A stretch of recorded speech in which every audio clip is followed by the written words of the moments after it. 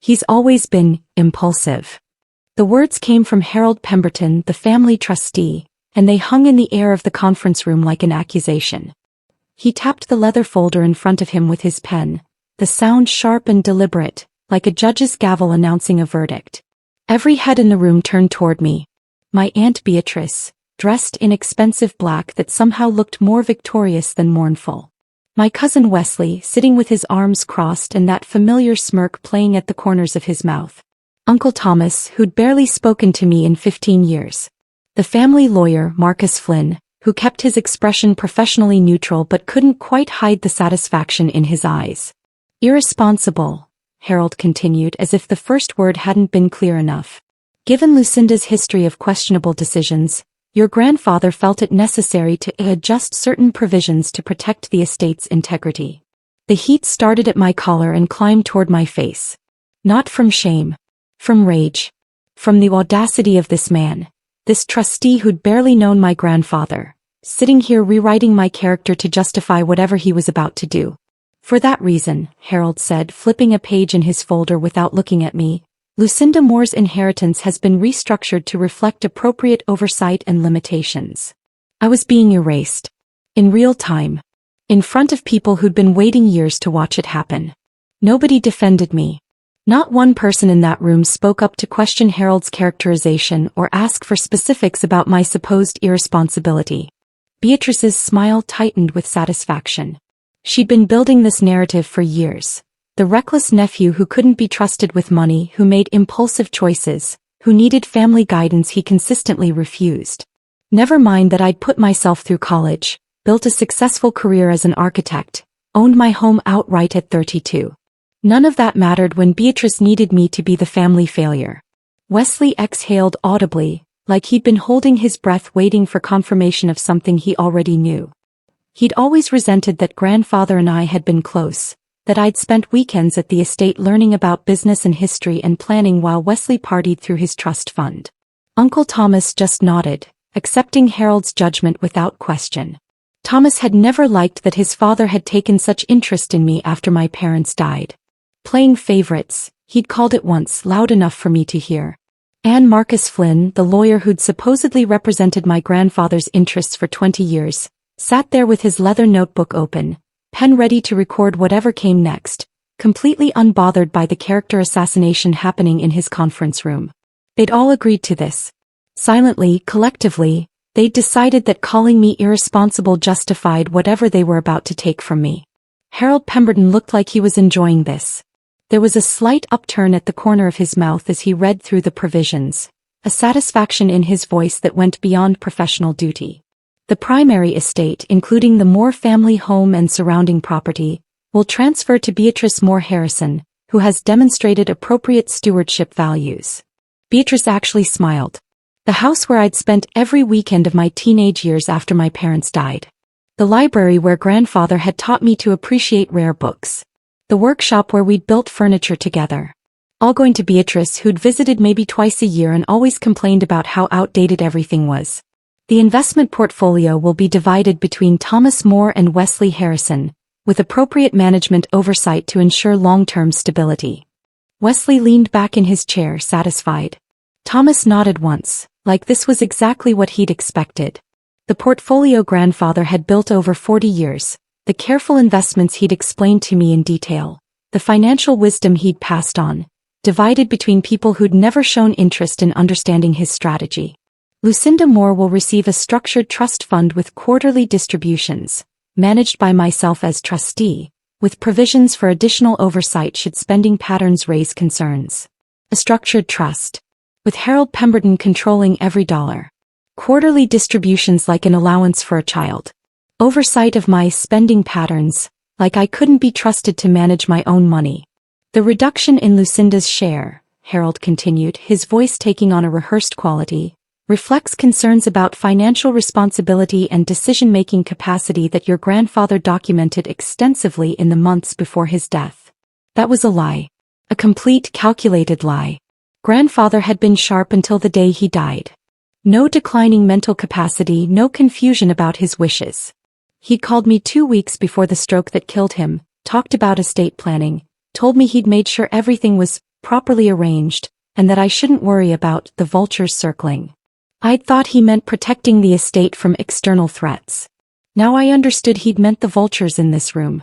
My share, I said, speaking for the first time since the reading began. What exactly is my share in this structured trust? Harold looked up, seemingly surprised I'd spoken. 12% of the liquid assets, distributed quarterly over 10 years, with trustee approval required for any distribution exceeding $5,000. And the other 88%? Divided among family members who demonstrated appropriate values and judgment. 12%. Of an estate worth approximately $8 million. Distributed over 10 years with Harold Pemberton's approval required for any meaningful access. While Beatrice got the house worth $2 million. While Thomas and Wesley split the investment portfolio worth another $4 million.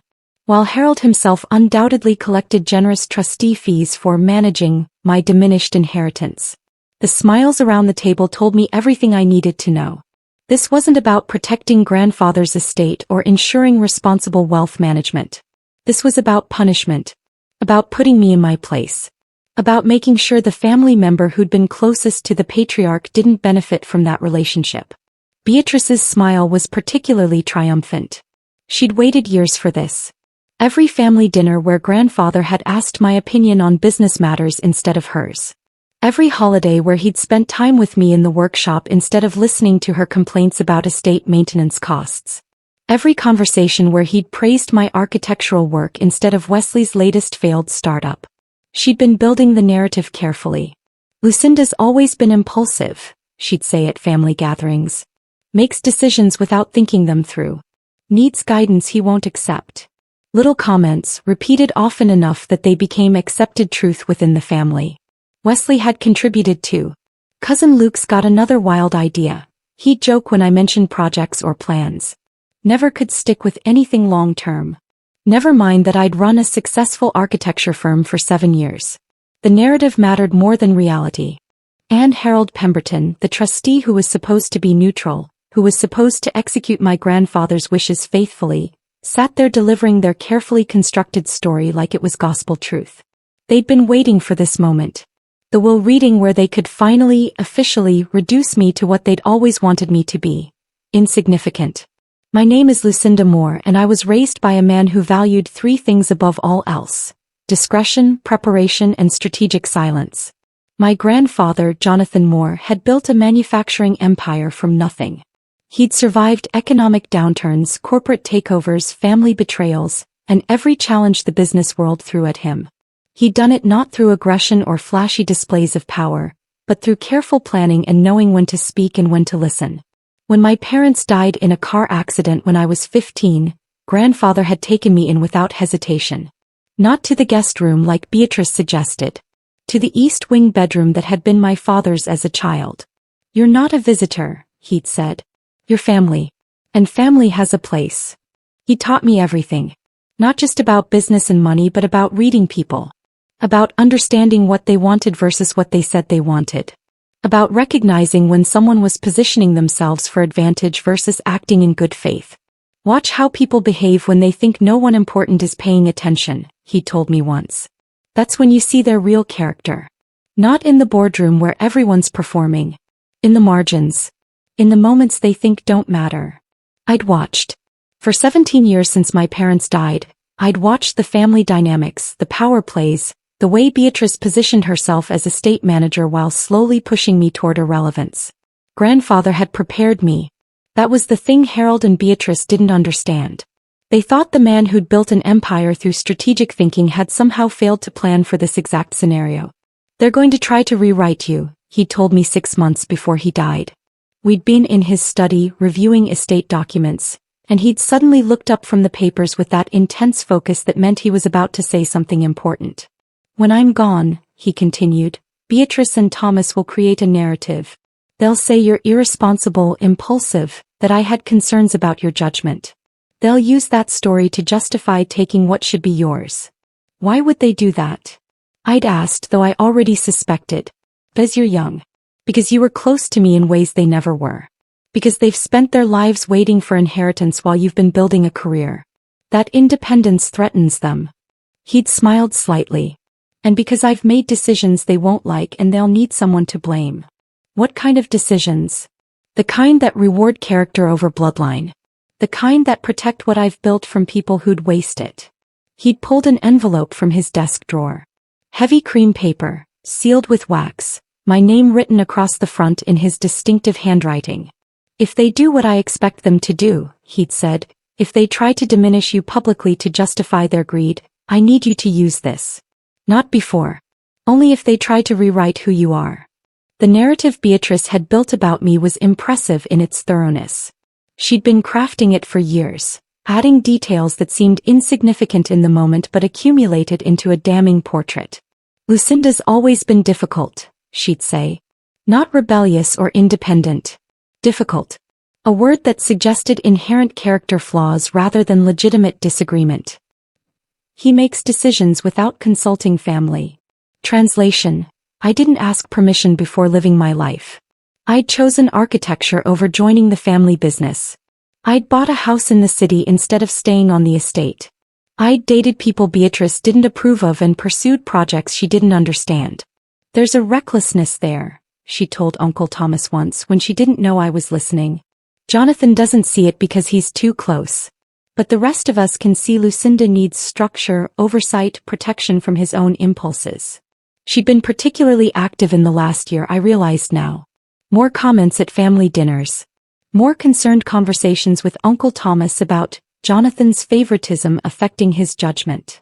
More suggestions that perhaps the estate plan needed appropriate safeguards. Grandfather had noticed Beatrice's positioning, he'd observed one Sunday afternoon. Watch how she phrases things. Never direct accusations. Always concern. Always framed as protecting me or the family or you from yourself.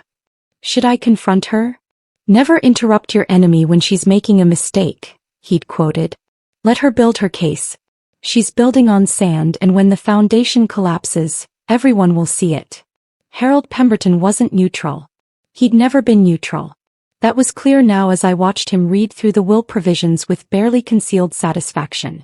Trustees were supposed to be impartial executors of estate wishes. They were supposed to follow the documented instructions without personal agenda or family favoritism. Harold was doing neither. His law firm had represented the Moore family for 30 years. He'd handled corporate contracts, property transfers, and various legal matters with professional competence. But about 2 years ago something had shifted. He'd started spending more time with Beatrice. Lunches that weren't on the estate calendar. Calls that grandfather hadn't initiated. Harold's been unusually attentive to your aunt lately, grandfather had mentioned once. Interesting given she's not the client. I'd looked into it quietly. Harold's firm had been struggling. 2 partners had left, taking major clients with them. Revenue was down. They'd lost several high-profile cases that damaged their reputation. Harold himself was facing professional pressure, needed to demonstrate value, needed to rebuild his client base. Beatrice had money. Her divorce settlement from Wesley's father had been substantial. She'd inherited from her own parents. And she had access to estate resources as the self-appointed manager of family properties. She also had influence. Connections in the social circles Harold wanted to access. The ability to refer clients, to open doors, to provide the professional lifeline he desperately needed. And all she'd needed in return was his cooperation in restructuring an estate plan to favor her interests. The envelope sat in my bag exactly where I'd carried it for 6 weeks. Since the day after grandfather's funeral, when I'd opened the safe deposit box he'd given me access to and found it waiting. It was heavy cream paper, expensive stock that grandfather preferred for important documents. Sealed with burgundy wax bearing his personal seal, a practice he'd maintained from older times when such things mattered. My name was written across the front in his distinctive handwriting, strong and clear despite his age. Lucinda Moore, to be opened only if they attempt to rewrite your character at the will reading. Precise. Anticipating exactly this scenario. Inside, I knew, were documents grandfather had prepared without Harold's knowledge. Instructions he'd drafted with an independent attorney. Provisions that would activate only if certain conditions were met. Conditions that were being met right now as Harold characterized me as irresponsible and announced a restructured inheritance. I'd been tempted to open it earlier. to read what grandfather had written, to prepare myself fully for whatever was coming. But his instructions had been clear. Only if they attempt to rewrite your character. Not before. Only if they went through with the plan he'd anticipated. They'd gone through with it. Every word Harold had spoken, every provision he'd announced, matched what grandfather had predicted. The character assassination. The reduced inheritance. The structured trust with trustee oversight. All designed to diminish me while enriching the family members who'd spent years undermining my relationship with him. Only if they try to rewrite me, grandfather had said when he'd handed me instructions for the envelope. Only if they're foolish enough to think I didn't see them coming. We'd been in his study 6 months before his death. He'd looked tired that day, older than usual, but his mind was sharp as ever. I've made provisions, Lucinda. Real provisions. Not the ones Harold thinks he's executing. Those are, let's call them a test. A test of what? I'd asked. Character. Integrity. Whether the people I've supported for decades will honor my actual wishes or try to profit from my death. He'd smiled without humor. I know what they'll choose. I've watched Beatrice maneuver for years. I've seen Thomas's resentment. I know Harold's firm is struggling and that my sister is whispering promises about future legal work if he cooperates. Then why not just cut them out? Why create this elaborate setup? Because truth matters less than proof. I could tell you Beatrice is manipulative. I could warn you about Harold's corruption. But until they demonstrate it publicly in a legal setting with witnesses, it's just my opinion versus their denials. He tapped the envelope. This way they convict themselves. They reveal exactly who they are in pursuit of what they want. And then the real provisions activate. What real provisions? The ones that reward character and punish greed. The ones Harold doesn't know about because I drafted them with a different attorney. The ones that take effect only if specific conditions are met. Conditions they're absolutely going to meet because they can't help themselves. I'd let Harold finish. Let him read through every provision of the restructured will. Announce every limitation on my inheritance, detail every piece of oversight and control they'd built into the structured trust. I'd sat quietly while Beatrice smiled, while Wesley smirked, while Uncle Thomas nodded approval. I'd absorbed every character attack, every insinuation, every carefully worded suggestion that I was somehow unfit to receive what my grandfather had intended for me.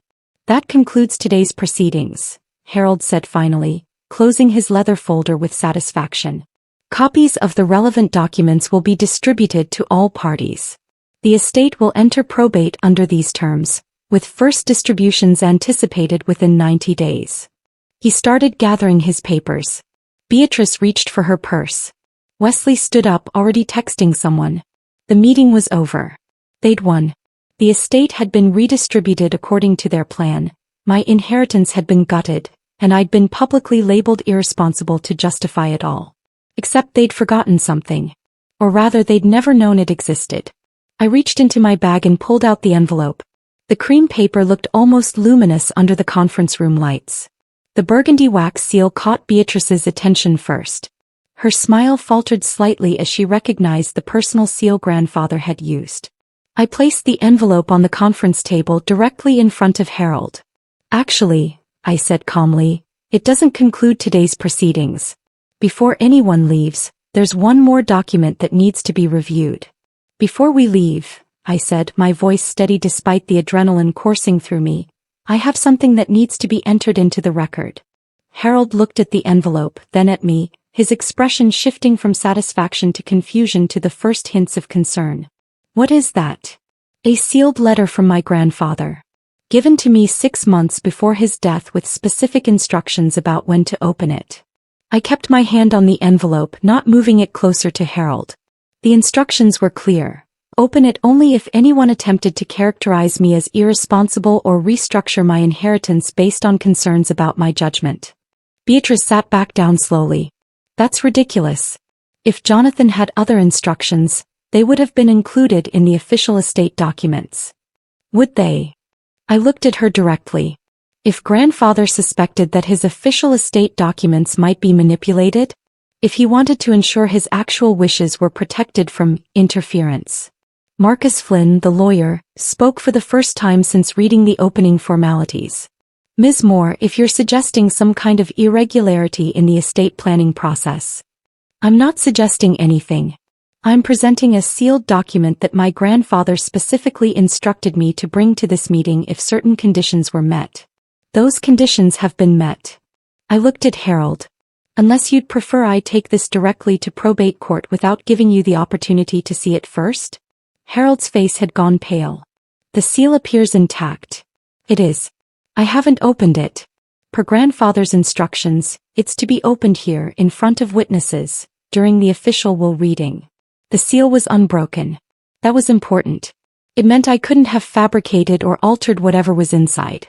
The date written below grandfather's signature on the back, 6 months before his death, provided timeline proof that this wasn't some last-minute addition or confused final instruction. I broke the seal carefully, the burgundy wax cracking cleanly. The envelope contained 3 pages of heavy paper, covered in grandfather's distinctive handwriting.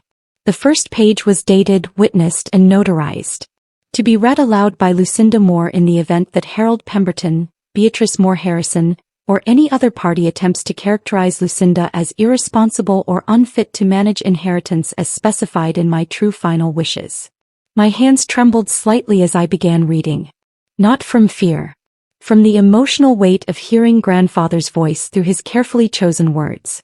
I, Jonathan Moore, being of sound mind and clear judgment, write this letter to correct any misrepresentations that may occur after my death. I have observed for years the attempts by certain family members to undermine Lucinda's character and position within the family. These attempts have been motivated not by genuine concern but by greed and resentment. Beatrice made a noise of protest. I kept reading. Lucinda Moore is the most responsible, capable, and trustworthy member of this family. Her decisions have been thoughtful and strategic. Her independence has been strength, not weakness. Any characterization otherwise is deliberate falsehood designed to justify theft of inheritance rightfully hers. The first page continued in grandfather's precise handwriting, each word chosen carefully, each statement documented with the kind of detail that made it legally defensible. I have observed Harold Pemberton develop an inappropriate relationship with my sister Beatrice. I have documented private meetings between them that I did not authorize.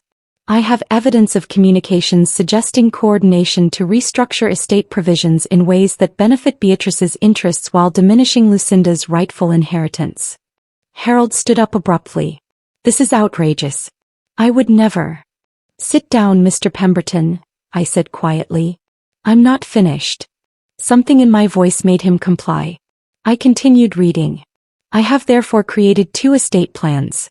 The first, held by Harold Pemberton, contains provisions I knew would be manipulated.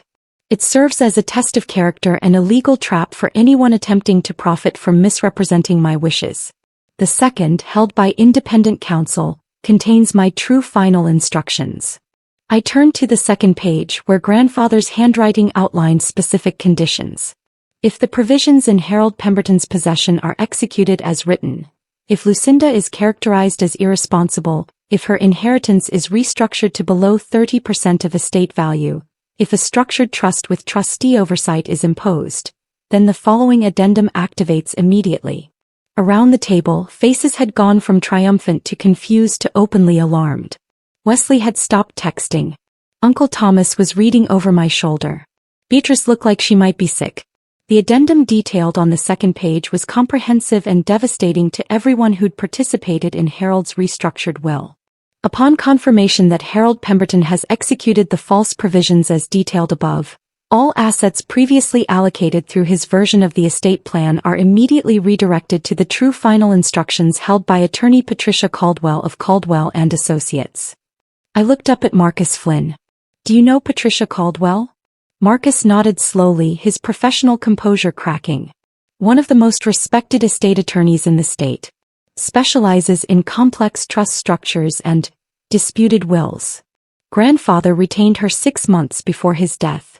She holds the true estate plan properly witnessed and notarized, with specific instructions that activate only if certain conditions are met. I held up the second page. Those conditions have been met. Harold executed the false will. He characterized me as irresponsible. He restructured my inheritance exactly as grandfather predicted. "This is a forgery," Beatrice said, but her voice lacked conviction. "Jonathan would never create a backup plan, never protect against family members he knew were positioning to steal from his chosen heir. You didn't know him at all, Aunt Beatrice. You just thought you could manipulate his legacy once he was gone." I turned to the third page where grandfather had documented something even more damning. This page details payments made by Beatrice Moore Harrison to Harold Pemberton's law firm over the past 18 months. Payments that don't correspond to any legitimate legal services. Harold's face went from pale to gray. The trustee's face had lost all color. His earlier satisfaction had been replaced by something close to panic as he processed what I'd just revealed. "Those payments were legitimate consulting fees," Harold said, his voice tight. "Your aunt had questions about estate management. She had questions about how to restructure an estate plan to benefit herself," I interrupted. "And you provided answers. For a fee. While serving as trustee for the man whose estate you were helping to plunder." I held up the third page, where grandfather had documented everything with the same meticulous attention to detail he'd applied to business contracts. 18 months ago, $20,000 paid to Pemberton and Associates, labeled estate consultation. 12 months ago, $35,000 labeled trust restructuring advice. 6 months ago, $50,000 labeled probate preparation. "Those were legitimate," Harold started. "They were bribes," I said flatly. "Payment for helping Beatrice manipulate estate provisions while you served as trustee." Grandfather documented every transfer. He also documented the meetings you had with Beatrice that he didn't authorize. The communications where you discussed reducing my inheritance. The plans you made together to characterize me as irresponsible to justify the theft. Marcus Flynn had gone very quiet, his lawyer's mind clearly calculating the legal implications. Uncle Thomas looked confused, trying to process how the situation had reversed so completely. Wesley had put his phone away, actually paying attention for once. Beatrice just stared at me with something between rage and fear. "The payments are documented," I continued, reading from grandfather's notes. "But more importantly, the communications are documented." Grandfather maintained a private email account that Harold and Beatrice didn't know about. He copied every message between them that discussed the estate. I pulled out my phone where I'd saved the screenshots Patricia Caldwell had provided when I'd met with her last week. Harold to Beatrice 14 months ago.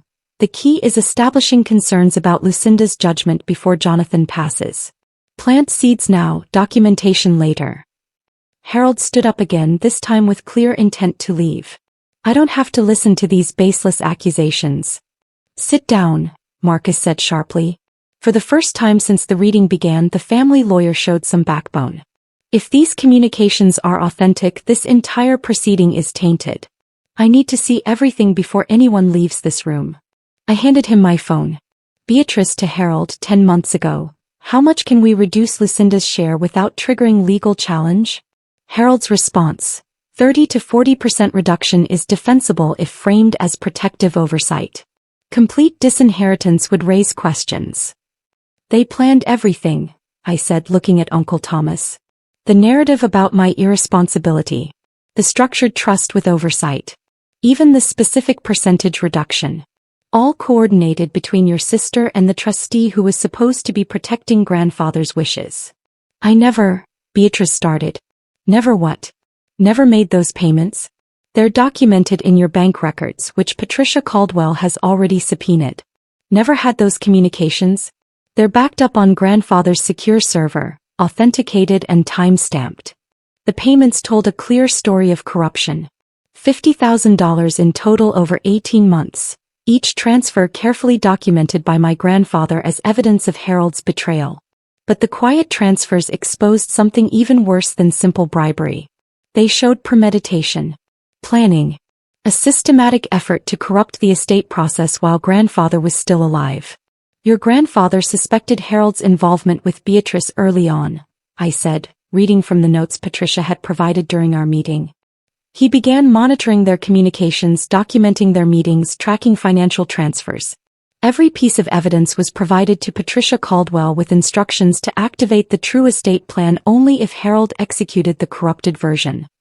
"Why didn't he just fire Harold?" Wesley asked, speaking for the first time. If he knew the trustee was working against him? Because firing Harold would have tipped them off. They would have found another way to manipulate the estate. This way, grandfather controlled the situation. He let them think they were succeeding while building an airtight case against them. I pulled out another document from the envelope. This is a formal complaint drafted by Patricia Caldwell and signed by grandfather 1 week before his death. It details Harold's breach of fiduciary duty, conflicts of interest, and acceptance of bribes to manipulate estate provisions. The complaint was to be filed with the state bar immediately upon confirmation that Harold executed the corrupted will. Harold actually swayed on his feet. Filing that complaint would destroy my career. Yes, I agreed. It would. That's the point. You betrayed a client's trust for money.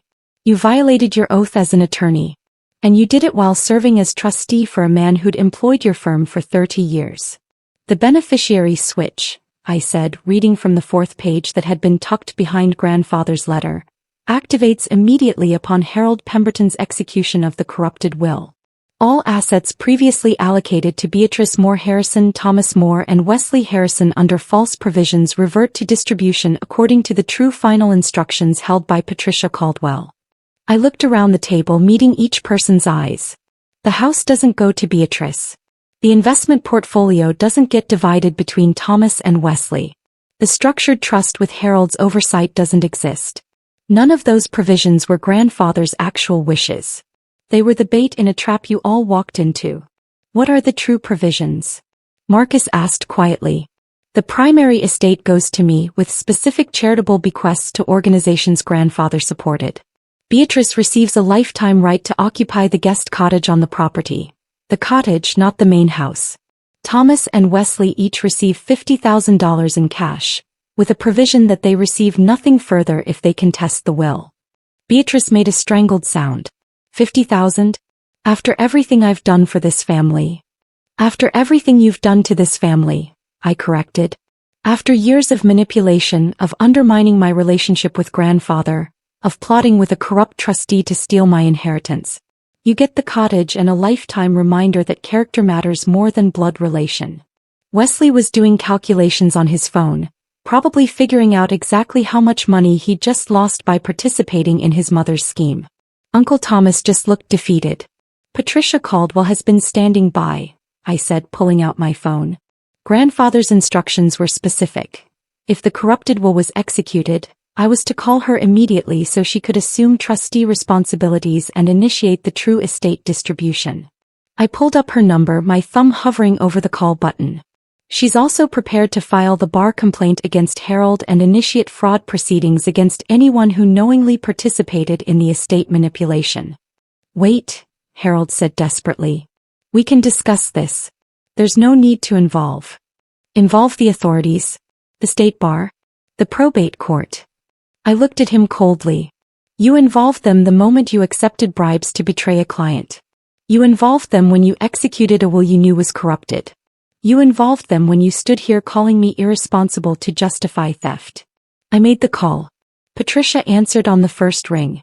Miss Caldwell, this is Lucinda Moore. The conditions have been met. Harold Pemberton executed the corrupted will approximately 15 minutes ago. Understood. Patricia's voice came through clearly, audible to everyone in the quiet room. I'm activating the true estate provisions immediately. I'll need all parties to remain present for proper documentation of what occurred today. They'll be here, I confirmed.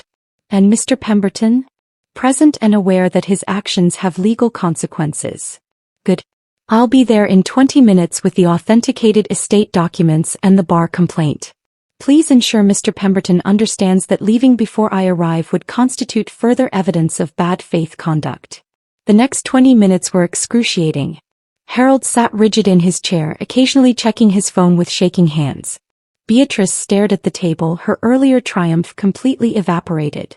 Wesley and Uncle Thomas whispered urgently to each other, probably discussing whether they could claim ignorance of the whole scheme. Marcus Flynn had withdrawn from the proceedings entirely, stating that his firm's representation of the estate was clearly compromised and that he'd be cooperating fully with any investigation into how the corrupted will had been prepared. I sat quietly, the envelope and its revelatory contents arranged neatly in front of me. The trap grandfather had set had worked perfectly. They'd revealed exactly who they were. Their greed, their willingness to manipulate and lie, their assumption that I'd be too weak or too ignorant to fight back. "You knew," Beatrice said suddenly, looking at me. "You knew all along what was in that envelope." "I knew grandfather had prepared for this scenario," I replied. "I trusted that if you and Harold did what he expected you to do, there would be consequences. I didn't know the specific details until I read the letter just now. But you carried it here. You waited for Harold to finish before revealing it." Her voice was bitter. "You let us think we'd won." "I let you convict yourselves," I corrected. Every word Harold spoke, every provision he announced, every characterization of my supposed irresponsibility, all of it documented in front of witnesses. All of it proof that you executed exactly the corrupted plan grandfather predicted. Patricia Caldwell arrived exactly 20 minutes later. She was a woman in her early 60s, carrying herself with the kind of quiet authority that comes from 30 years of winning complex legal battles. She set her briefcase on the conference table and pulled out a thick folder bound with blue backing.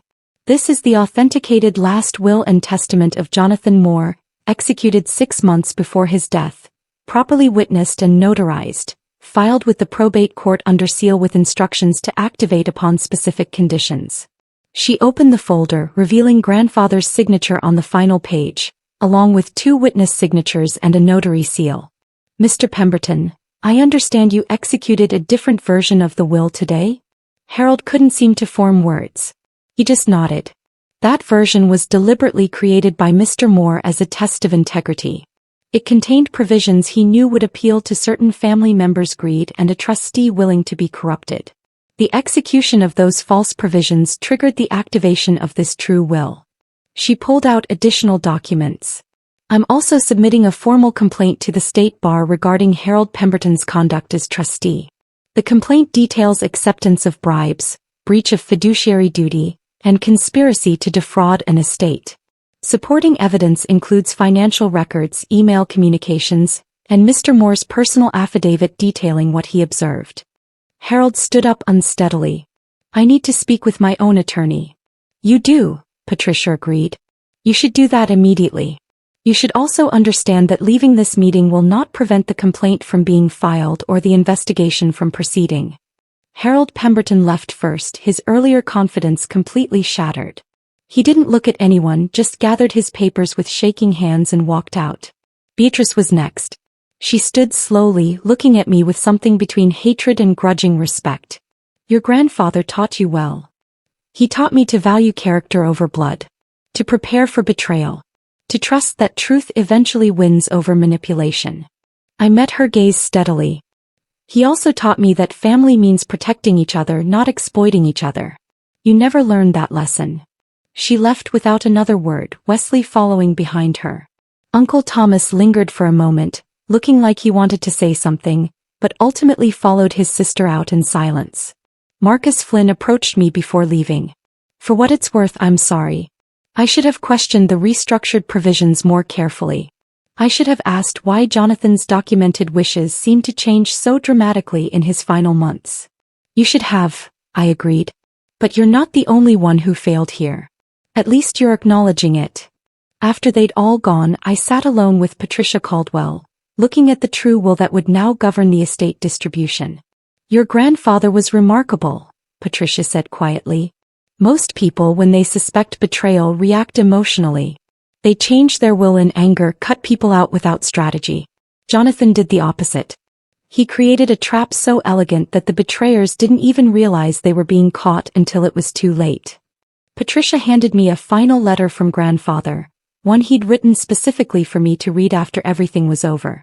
"Lucinda," it began in his familiar handwriting, "if you're reading this, then they did exactly what I expected. They attacked your character. They tried to steal what I wanted you to have. And you revealed the truth with the dignity and strength I always knew you possessed. I'm sorry you had to experience their betrayal so publicly. But I needed you to see it clearly, to understand exactly who they are, so you'd never question whether you were wrong about them. You weren't wrong. Your judgment has always been sound. The estate is yours because you earned it, Not through bloodline or expectation but through character. Through the choices you made when no one was watching. Through your integrity when it would have been easier to compromise. Through your strength when others tried to make you small. They mistook your silence for weakness. They didn't understand that silence can be strategic. That watching can be preparation. That the people who plan longest don't argue in the room. They prepare for it. Build something meaningful with what I've left you. Not just wealth but legacy. Show them that character wins not through luck but through preparation meeting opportunity. And remember, the best revenge isn't destruction. It's living well, building wisely, and letting their own choices be the consequences they deserve. I sat in that conference room for a long time after Patricia left, reading grandfather's letter again and again. They tried to rewrite me as irresponsible, careless, unfit. They tried to steal my inheritance while publicly humiliating me. But grandfather had seen them coming. He'd built a trap so perfect that they'd convicted themselves trying to spring it. And he'd done it not through anger or vengeance, but through understanding human nature and planning accordingly. The trustee who'd called me irresponsible was facing disbarment. The aunt who'd orchestrated the whole scheme had lost the house she'd coveted. The family members who'd participated had revealed their true characters in front of witnesses and legal documentation. And I walked out of that conference room with my inheritance intact, my grandfather's confidence vindicated, and a profound lesson about the difference between reacting and preparing. They'd mistaken my quiet for carelessness. They'd confused patience with weakness. They'd assumed that being young meant being unprepared. Grandfather had taught me better. He taught me that silence isn't weakness, it's storage. That preparation beats improvisation. And that the people who speak loudest in the moment often lose to those who planned longest before it arrived. I left that building with everything grandfather had intended for me. His estate, his wisdom, and his final lesson about the power of strategic patience over impulsive reaction. They tried to rewrite my story. Instead, they'd written their own ending, and discovered it was one they couldn't revise.